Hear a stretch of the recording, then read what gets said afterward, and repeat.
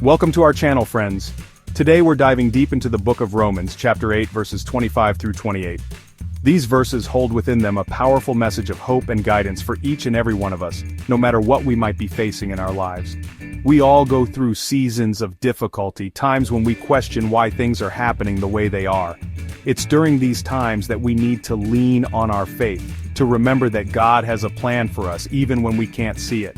So get ready to be inspired and uplifted as we uncover 3 life-changing lessons from Romans 8:25 to 28. Lessons that can empower you to live a more fulfilling and abundant life. Let's get started.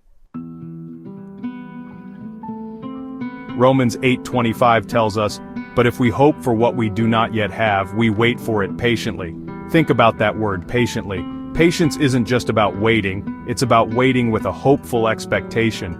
You see, when we plant a seed in the ground, we don't dig it up every day to see if it's sprouted. No, we water it, we nurture it, and we wait with expectant hope for it to grow.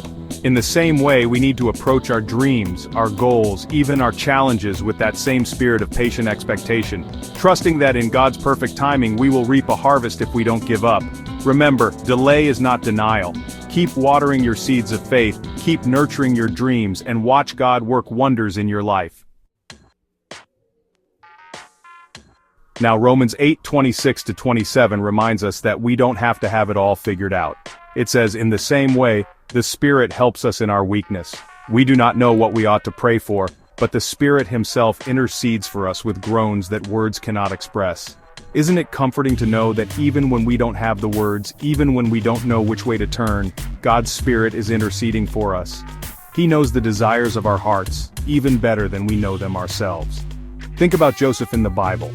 He faced betrayal, false accusations, years of imprisonment.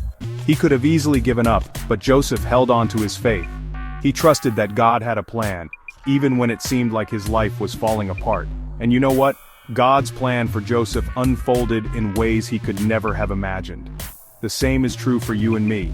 When we surrender our plans to God, when we trust in His infinite wisdom and love, we open ourselves up to blessings beyond our wildest dreams. Finally, Romans chapter 8 verse 28, one of the most powerful verses in all of Scripture, tells us, "And we know that in all things God works for the good of those who love Him, who have been called according to His purpose."